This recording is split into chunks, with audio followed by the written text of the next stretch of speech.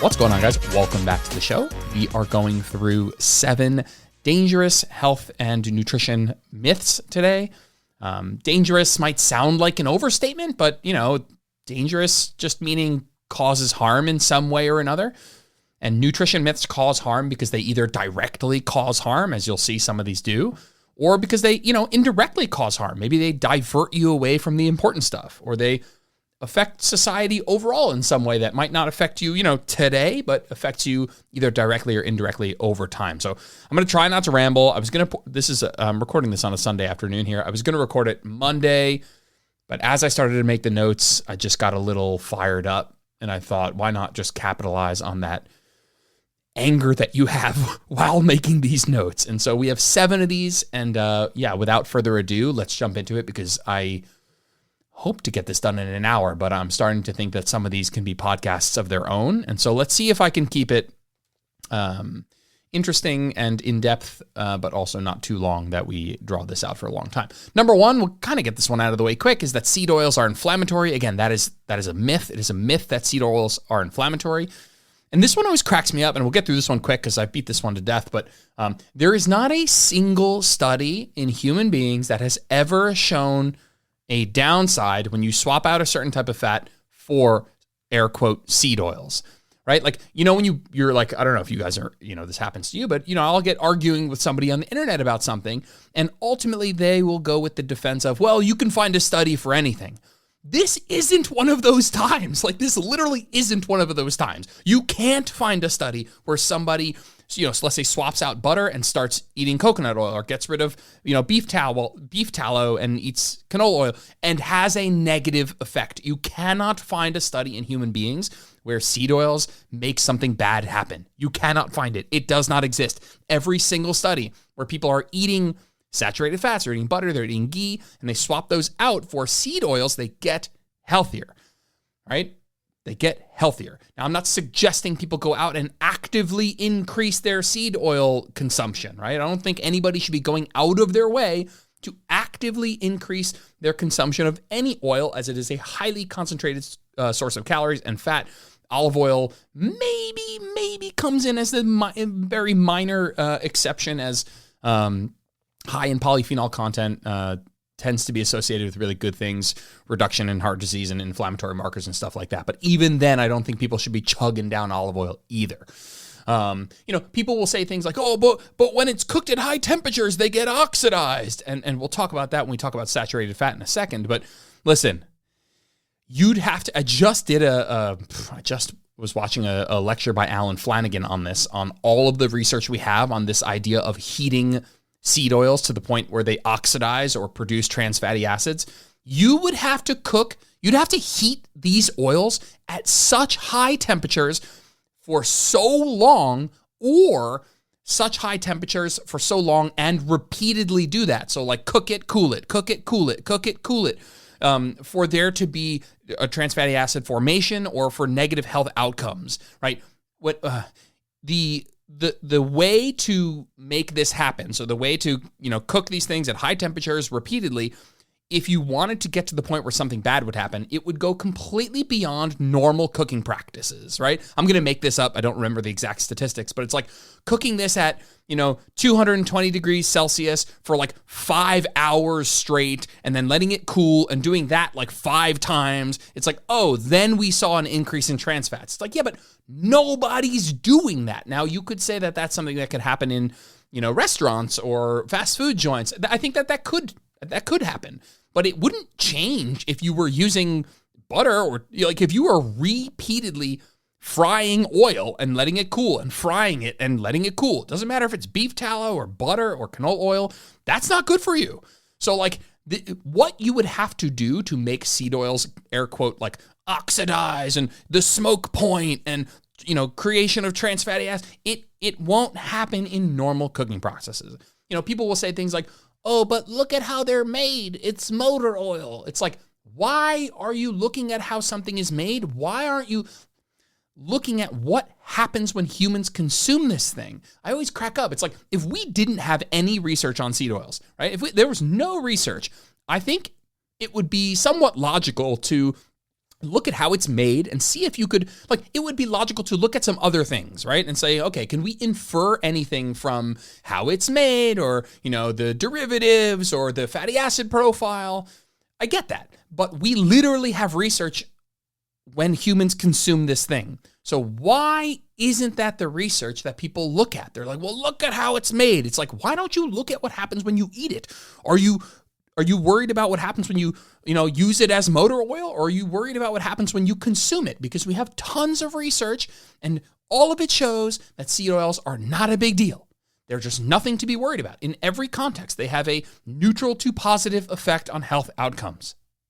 Now, this myth is dangerous, again, because, it's a distraction, right? It's something for people to get up in arms about, and they forget about the important things. But also the main reason that this is dangerous is because the recommendation is to switch from seed oils, polyunsaturated fats, to saturated fats, tallow, butter, ghee, etc., which, ironically, it's hysterical, because people are like, hey, don't have seed oils. And you're like, okay, what should I have instead? And they're like, butter, ghee, tallow.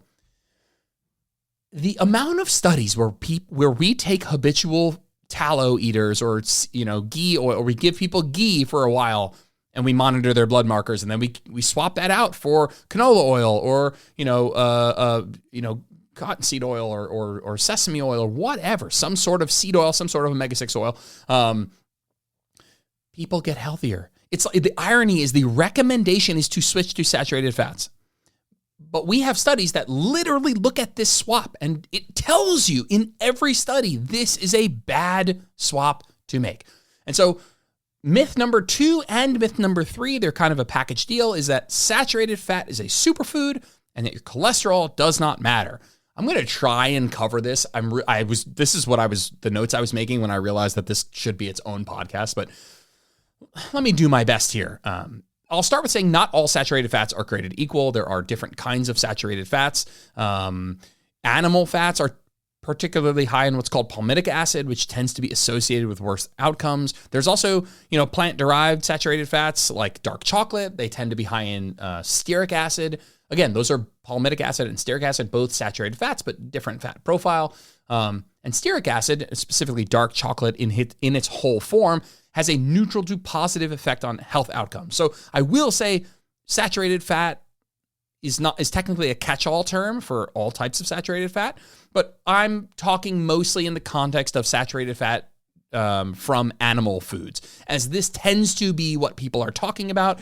Nobody's waging war on dark chocolate. Dark chocolate tends to be associated with really good things, high in polyphenols, high in fiber, and the stearic acid content seems to not be a big deal. So again, mostly talking about this in the context of animal fats, beef, butter, dairy, etc.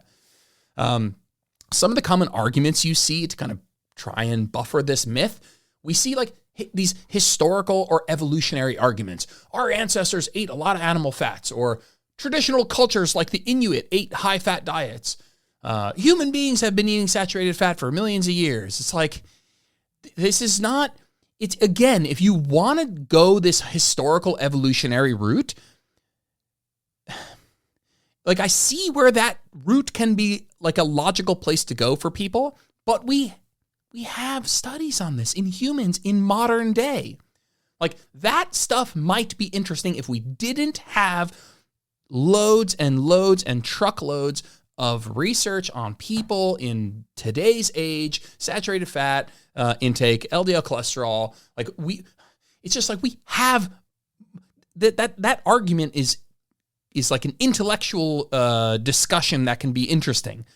But then you just look at the last, even just the last like 10 years of data, and it is unequivocal, right? People will make, certain biochemical claims like cholesterol is essential for hormone production. It is. Guess what? Your body makes enough cholesterol on its own. They'll say things like, again, saturated fat is stable, doesn't oxidize like polyunsaturated fats. Just like we talked about, people think that you cook the oil at a certain temperature for a certain length of time and it oxidizes, breaks down, and becomes inflammatory in the body. And again, the amount of heating and time you'd have to heat the oils and the amount of reheating you'd have to do to make this an issue goes far beyond normal cooking practices. They'll say things like the brain needs saturated fat to function. That's true. But again, the body can synthesize the saturated fat that it needs, right? There's no evidence that eating more improves brain function, and your brain also needs unsaturated fats, essential fatty acids, EPA, DHA. And so, I crack up, and this is something I was going to make leads us into our next myth, but people will say things like fiber is non-essential. Like I'll say, all right, carnivore people, they're like, oh, you don't need fiber. It's not essential. By the way, non-essential just means you won't die if you don't consume it, right? And saturated fat is not essential either. Like the kings of saturated fat, these carnivore dieters are basing all of their avoidance on plants around the idea that fiber is not essential. Saturated fat's not essential, dude. It just kills me. They'll do the whole anti-industry thing. The anti-saturated fat message was driven by these studies that were funded by biased sources, by the vegetable industry, by the sugar industry. It's just lazy arguments. Like we have decades of research all the way from epidemiological research to RCTs to Mendelian randomization that shows, again, increased saturated fat intake leads to increased LDL cholesterol, and most notably ApoB leads to increased risk of heart disease and also other things too, which we're going to get into in just a second. But and this is an interesting place where you can find some studies where you compare two groups, where one group is eating more saturated fat and there is no difference in risk of heart disease. Right? There are studies out there where Group A eats some saturated fat, Group B eats more saturated fat, and there's no difference in, let's say, heart disease outcomes. And those are interesting studies, but when you look at them, they're usually comparing groups, either both eating really low saturated fat, but just one is a little higher, or both really high saturated fats where one is higher.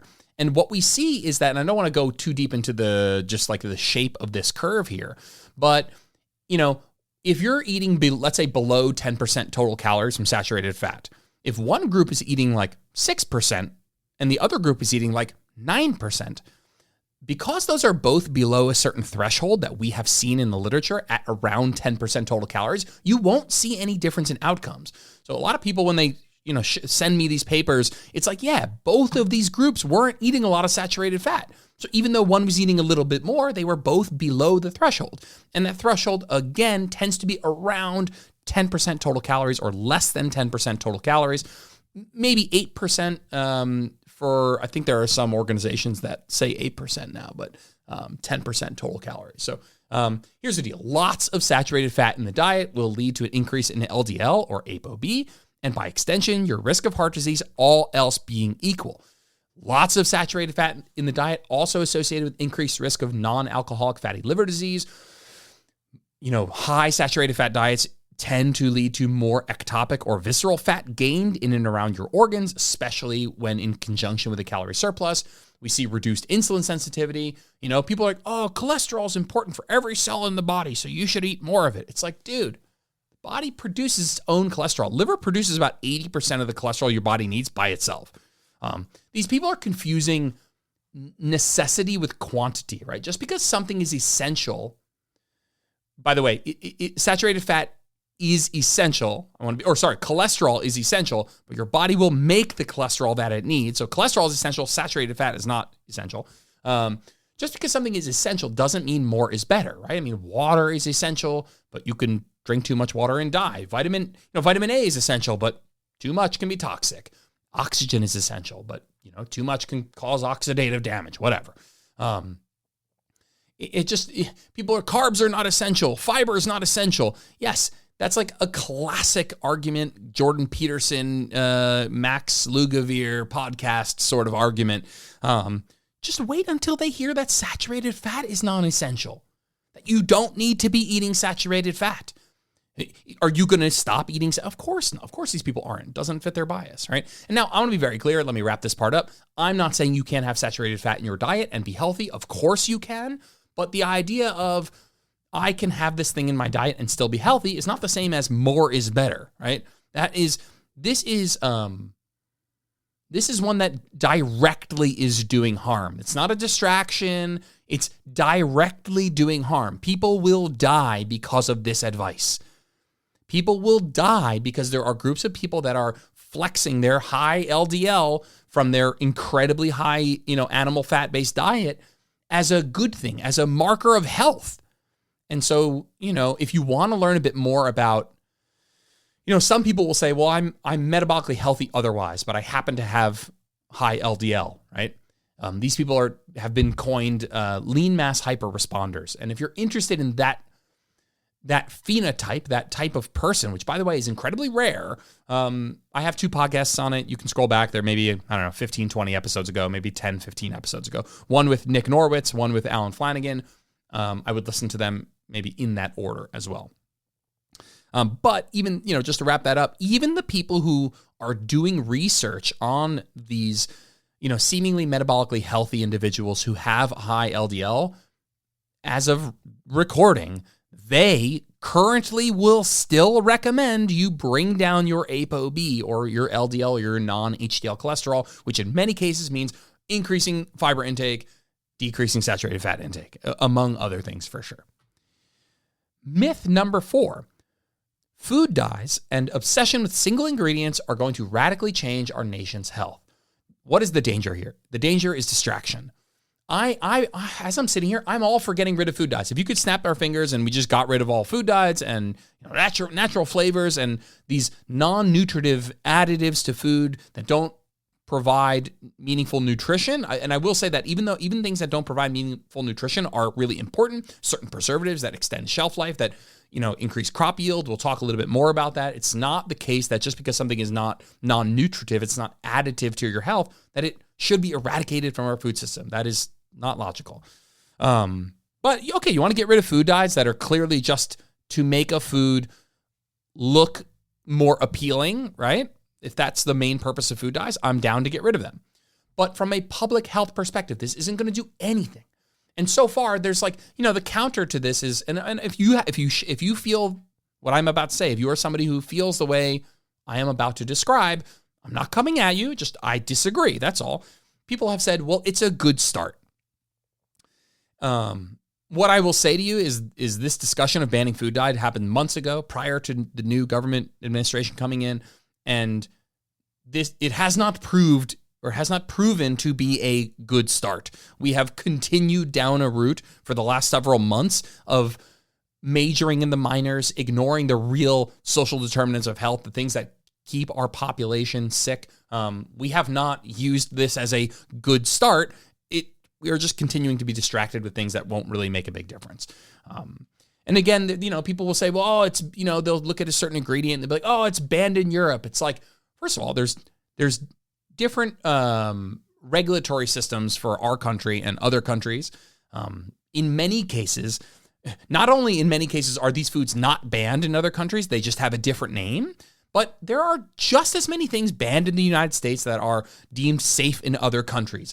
Other countries might take a different take on the literature, right? All these countries are looking at the same literature, and based on how they view the literature, they'll make recommendations for their country. But if you think there are things that are not banned here that are legal elsewhere, you're kidding yourself. There's a ton of things that are banned here that are deemed safe elsewhere, right? Just today, I'm just speaking a bit from the heart here. Just today, I saw a couple in Costco. I was in Costco this morning doing our food shop, and I saw them early on in my Costco run, and they were reading the ingredients to something. I couldn't really see what was what they were saying, but it did stick in my head of like, these people, they didn't they were in larger bodies, let's say, and I don't know anything about them, and I don't mean to project, but the thought came into my head of like, that's like the fact that this is a worry that you have. You're flipping over ingredients. You're worried about, oh, this one has natural flavors, I got to put it back. Or you're scanning the barcode with like some app that tells you if it's healthy or not, is in all likelihood distracting you from the fact that you should go to the produce section, buy a whole bunch of shit there. Go to the meat section and fish section, buy a whole bunch of stuff there. Skip the snacks aisle, exercise, all that stuff. And again, I don't know these people. And the thought just came into my mind and I felt compelled to share. I was like, what are we doing to people, man? Like, what are we doing? are we putting somebody flipping over diet soda and be like, no, I got to put this back. It's got aspartame. Like, we're just majoring in the minors. We're just stepping over dollars to pick up pennies. Insert any of those analogies there. And at the end of the day, what we are doing is we're ignoring the social determinants of health. And if you've heard that term thrown around, but you're not necessarily sure what it means, a social determinant of health is any, non-biological factor in the environment where people are born, live, learn, work, play, and people's age that affects health outcomes, right? Health outcomes, their functioning, their risks, their quality of life, basically things that you didn't get to pick, that have to do with our society at large, wealth distribution, et cetera, educational differences. People often spout out statistics about how fat and sick we are. We're like, 40% of our country's obese, 70% of us are overweight. Nobody talks about stuff that, like, the life expectancy gap is like 10 to 15 years between the highest and lowest income brackets, right? Poor people, let me be clear, poor people, there's not a poor person who is psyched about removing food dyes. No, nobody living in a food desert, with doesn't have a good enough access to nutritious food, working a bunch of jobs, in a lower income place is psyched about food dyes. They need better access to healthcare, more livable wages, more walkable cities, improved access to and cheaper nutritious foods, stable housing, better schools, more parks, clean air and water. They're not psyched about food dyes. Again, you wanna, get rid of food dyes. I'm all for it. If it is not getting in the way of us tackling these social determinants of health. If you want to learn a bit more about this, I would follow Dr. Jessica Nernick, accounts like, who else? Nini in the Brain, Dr. Andrea Love, all really, really good accounts, and there are many more, but I'm always going to forget people when I'm just blabbering them out there. We're getting through this pretty quick here. I thought I would have gotten just lost in the saturated fat as a superfood one. It's just like, it's crazy. Your body makes the saturated fat it needs, and every study we do, people have higher LDL, worse shit happens. And the research on increasing saturated fat intake from animal foods increases your LDL is like ironclad. Again, in most people, right? Some people can eat more saturated fat and don't see as much of an LDL increase or ApoB increase, and other people can eat less saturated fat and see a great increase in LDL cholesterol. But that outcome, cause and effect, has been established. Myth number 5, vegetables are bad for you. This will sound something like, the vegetables are high in oxalates. There's just certain defense chemicals that, these plants have evolved in such a way that they don't want their fruit, their seeds, their flour being eaten by certain animals. They only want it to be eaten by other animals that will propagate. And so they're high in these things called oxalates, which are inflammatory in the body, blah, blah, blah, blah. Dude, this is like mechanism over outcome 101. This is when people take a mechanism that sounds scary or sounds interesting, and they will assume that it leads to certain outcomes. Now, mechanistic data and mechanistic rationale and logic is super duper meaningful when it comes to deciding what sort of science to use.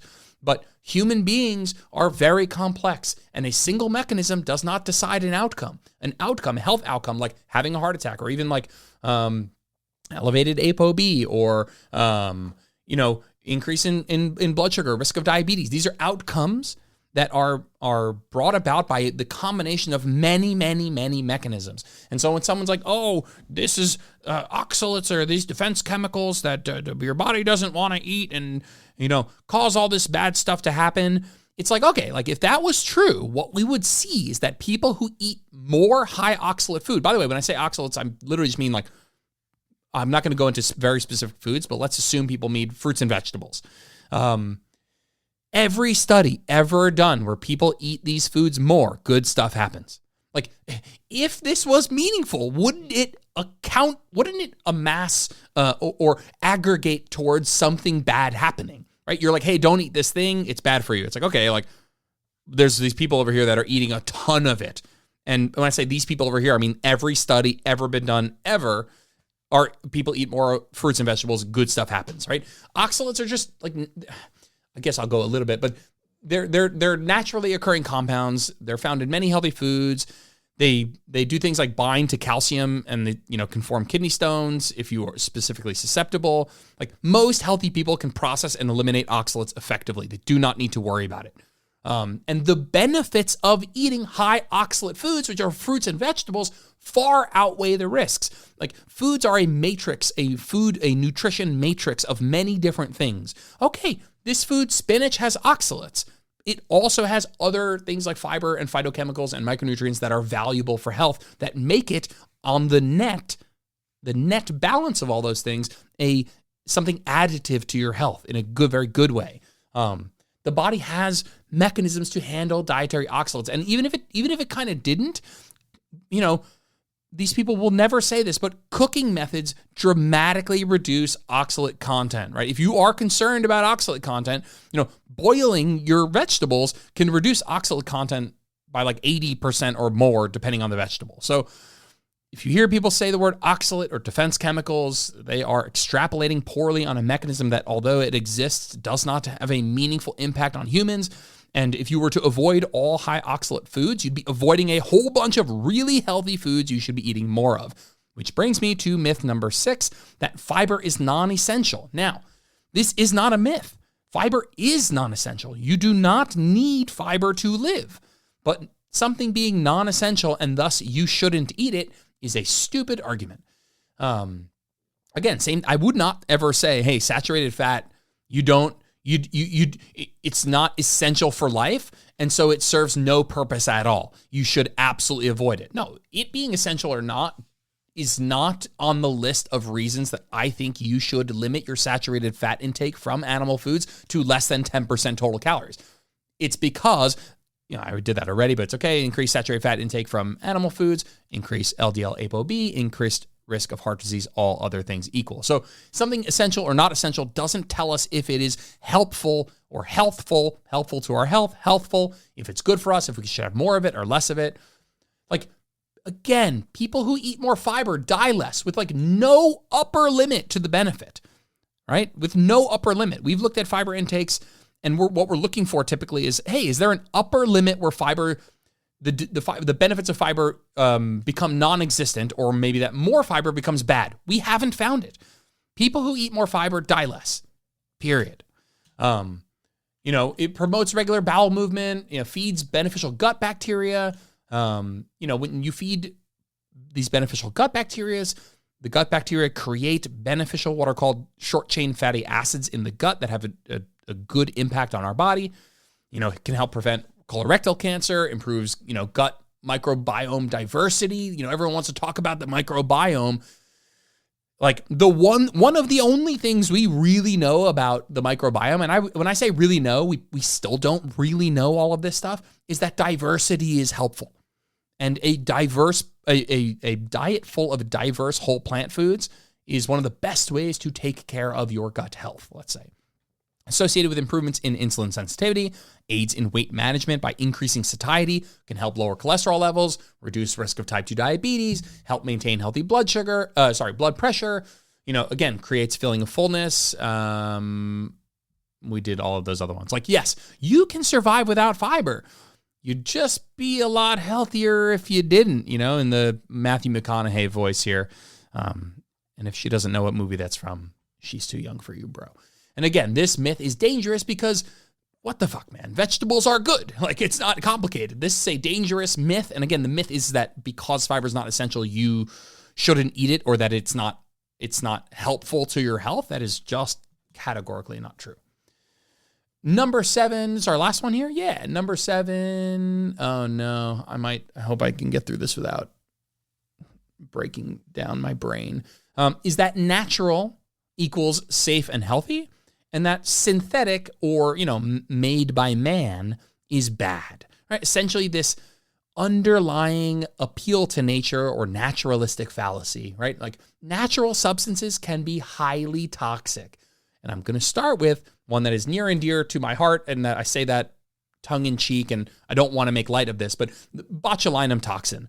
I have a post right now that's going, it's on like 2.5 million views, where some lady is comparing, giving your child honey to like giving your child like baby formula, and thinking that those are analogous to one another. Dude, giving your newborn infant child honey can kill them. It can give them botulism. They're not ready to deal with the botulinum toxin. Their bacteria is not, or they're not ready to deal with that bacteria, let's just say. And botulism is no fucking joke.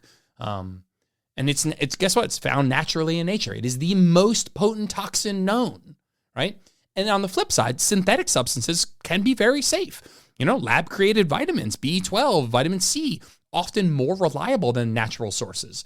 Most modern antibiotics are, guess what? Lab-created and, safely save millions of lives every year. Synthetic insulin, right? Crucial for diabetics, very safe when properly dosed. Another example is like, people are all about water purity right now, purifying their water, reverse osmosis. Reverse osmosis is a synthetically purified water, but guess what? It's completely safe, and it's an amazing way to filter your water. Again, some artificial food preservatives like citric acid, extensively tested for safety, improve food availability, are not dangerous to us in any way, shape, or form. And this whole naturalist fallacy tends to piggyback on a misunderstanding of dose-dependent effects. The dose makes the poison.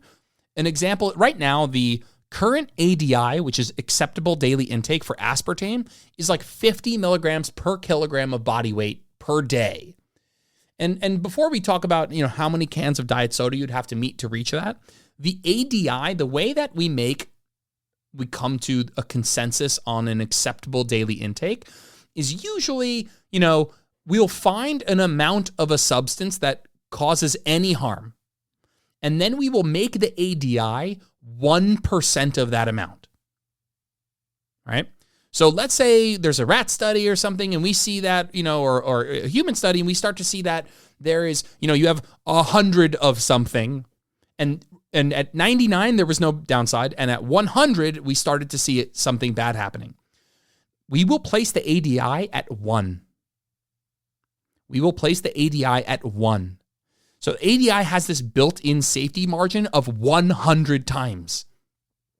So when I say that the ADI for aspartame is 50 milligrams per kilogram per body weight per day, that isn't that 51 milligrams per kilogram per body weight per day has been shown to have a downside. It's that 5,000 milligrams per kilogram of body weight per day is predicted to have a downside. So what do? We take 1% of that and we make it the ADI. Now, given that it is 1%, it would still take you, for let's say 150-pound person, that's like 18 cans of diet soda every day, or per day every day. And then you would probably see some downside, right? It's just insane. It's insane. The ignoring the dose makes the poison is insane, right? You can't, and this is what happens. People will flip over the package and they will see an ingredient and they'll think, oh, either I've heard that's bad for me or that's not natural, and they will put it back and they'll think, oh, that's bad for me, it's not natural, without any understanding for how much of that thing is in their food and what do the studies show when we look at human beings and the consumption of this thing in this amount. People are all worried about glyphosate and whatever sort of preservative or something. These foods have very little of that. Artificial sweeteners are a big one.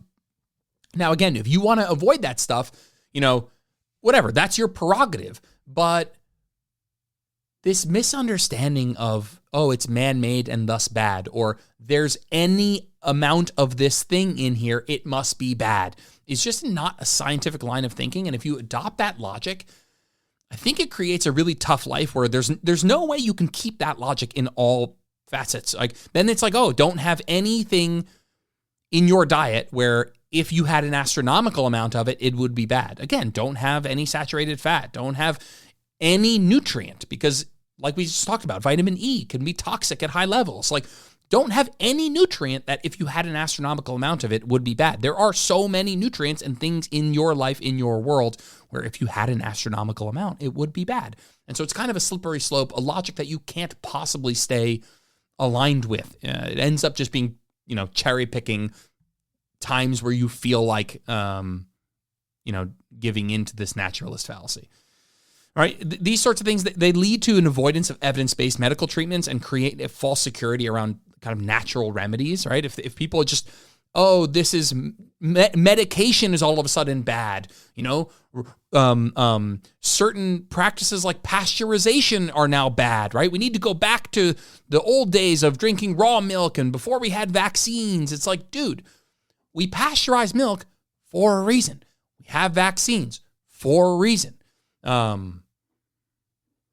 Don't get me started. Raw milk, like I on that same post about the botulinum toxin, there's a comment about raw milk, and the arguments for raw milk are just insane. I'm just going to say it now. We're not going to cover raw milk. I don't even think it deserves its own myth here. Raw milk has 0 extra nutritional benefits and is estimated to be about 840 times more likely to carry foodborne illness. Right? It's not that I think if you drink a sip of raw milk, you're going to drop dead. That is not true. I do not think that. I think on the scheme of things, it's probably not that dangerous, but there is no benefit, right? There's no extra benefit, and there is an additional risk. What sorts of things in your life do you do that have no benefit but have an extra risk? Right? That doesn't make any sense. Like I have people arguing with me that it's not that dangerous. I'm like, if you want to tell me it's not that dangerous, what you're admitting to me is that it is more dangerous than pasteurized milk. And if it's more dangerous than pasteurized milk and you want to drink it, you must have evidence that it is beneficial in some way. And it's not. And this whole naturalist fallacy goes into this bucket of, what we would coin like chemophobia or fear of chemicals. The one that kills me is GMOs and organic foods. Listen, genetically modified organisms or whatever, foods, GMO foods, like GMOs are fucking awesome, right? There is no evidence of any harm in decades of use. We've been modifying plant genetics for thousands of years.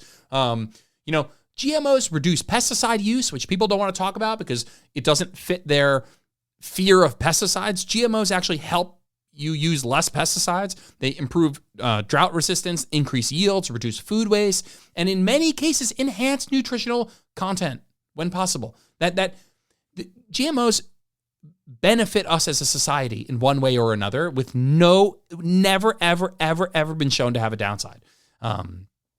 They are extensively safety tested before approval. And again, the major scientific consensus on GMO safety is that they are unequivocally safe and not something to be worried about. But the problem is, by now, because I've said the scientific consensus and I've used the word evidence, somebody's going to go, back up to the opinion of, well, that science is corrupt and bought and paid for, and I can't even go into that right now. And organic food is just not, on average, not any more nutritious, just way more expensive. Mostly just a made up thing when it comes to not made up, but like a marketing tool, essentially, to make it seem like it's safer or more healthy. We have tested conventional produce versus organic produce, and on the whole, they have the same nutritional value, period. These same naturalistic fallacy people will be like, there's just this, right now there's this movement, there's like a very mistrust in science, mistrust in, government, this like, people want to return to the good old times, right? They want to have less regulation, they want to have less pesticides, less science, less telling me what to do. Like, a return to the good old times, you say? When in 1900, when life expectancy was like 30 years less, I think it was like 45 or 47. Life expectancy lately is like 77, 76.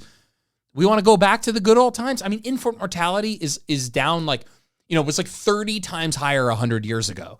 Over 30. What did I write? 165 deaths per thousand. Today, 5.4 deaths per thousand. And yeah, whatever. You could talk about the United States versus other developed nations, but unbelievable public health interventions. Guess what? By man in the good times, which are now. We have cleaner water, better sanitation systems, widespread vaccination programs that save countless lives, food safety regulations, improved maternal care, antibiotics, modern surgeries, neonatal care, better understanding of nutrition. Like, I don't understand what is with this obsession of returning to the good old times.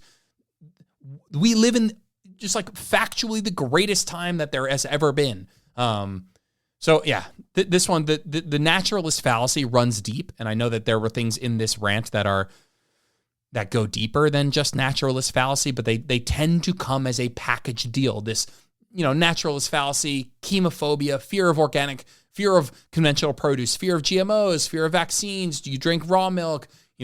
Don't tell me what to do. The food pyramid was a lie. Government recommendations are wrong. There's just this anti-establishment vibe that tends to come as a package deal here. It just rots my brain. And so I'm going to call it there. I'm pretty proud we got through that in 40 minutes. I may extrapolate. I think the truth is I need to do maybe a big episode on fiber, a big episode on saturated fat and cholesterol. I have an episode on seed oils with Dr. Adrian Chavez, which I think we did it like 2 years ago, but it still holds incredibly true today. Not literally nothing has changed because, again, there's never been a study in humans that shows anything bad happening. If you are interested in me diving in any deeper to any of these topics in particular, you can shoot me a DM. You guys have been really great with leaving 5-star reviews and written reviews on iTunes and 5-star review on Spotify. I'm going to keep mentioning it because it really does help. For the first several years of this podcast, I did not ask people to leave reviews. And I don't regret that. But since asking for them, a lot of you guys have done it, and it just takes a second, and it really does help.